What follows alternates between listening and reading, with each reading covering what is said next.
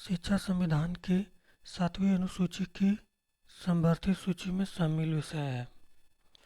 राष्ट्रीय शिक्षा नीति 1968 किस आयोग की संस्तुतियों पर आधारित है? कोठारी आयोग। राष्ट्रीय शिक्षा नीति 1986 का प्रमुख उद्देश्य है शिक्षा का आधुनिकीकरण एवं व्यावसायीकरण, शिक्षा का सार्वभौमिक पहुंच बनाना, मुक्त विश्वविद्यालय एवं दूरस्थ अध्ययन पर बल देना, उपरोक्त सभी।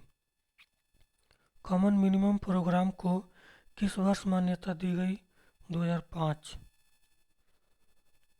कॉमन मिनिमम प्रोग्राम के अंतर्गत इंजीनियरिंग एवं आर्किटेक्चर योजना कार्यक्रम में प्रवेश हेतु परियोजना स्थापित की गई।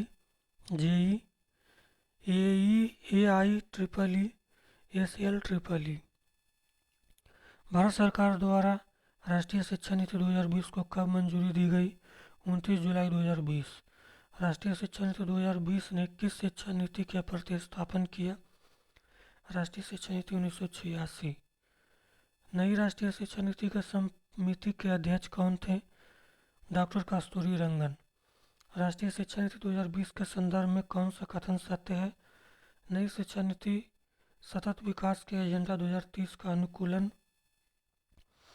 नई शिक्षा नीति में जेंडर इंक्लूजन फंड की स्थापना पर बल दिया गया। सकल नामक को बढ़ावा देने हेतु दूरस्थ शिक्षा का विस्तार, वर्ष 2050 तक 100% साक्षरता लक्ष्य प्राप्त किया जा सके।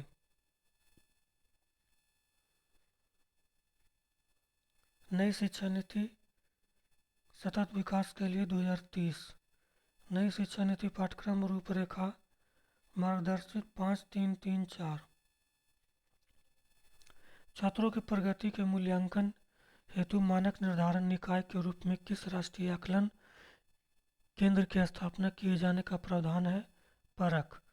वर्ष 2035 तक उच्च शिक्षा के सकल नामांकन अनुपात कितने प्रतिशत बढ़ाने का लक्ष्य है? 50। उच्च शिक्षा आयोग के कार्यों को प्रभावी एवं पारदर्शिता निष्पादन संस्थानों निकायों का प्रावधान गठन है, तो ये वाला गलत है। सामान्य शिक्षा परिषद, विस्तृत शिक्षा परिषद, उच्चतर शिक्षा अनुदान परिषद। नई शिक्षा नीति में शिक्षा निवेश को सकल घरेलू उत्पाद तक पहुंचाने की बात कही गई 6%। निम्न में कौन सा सुमेलित नहीं है? तो ये वाला सुमेलित नहीं है।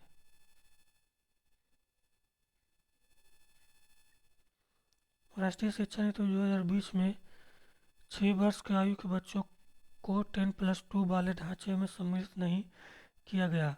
कारण बुनियादी शिक्षा एवं जीविकोपार्जन के समान अवसर प्रत्येक नागरिक को मौलिक अधिकार है। ये और दोनों सही। राष्ट्रीय शिक्षा नीति NEP 2020 में आकलन के संदर्भ में विद्यार्थी के लिए किस प्रकार प्रगति पत्र प्रस्तावित किया गया?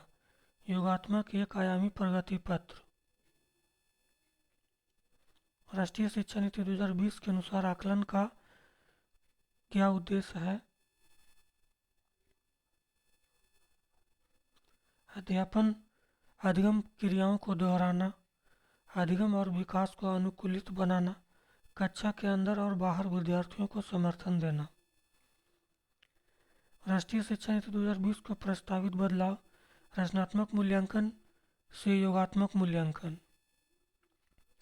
राष्ट्रीय शिक्षा नीति 2020 बहुभाषिता को कक्षा में पूंजी के रूप में देखती है।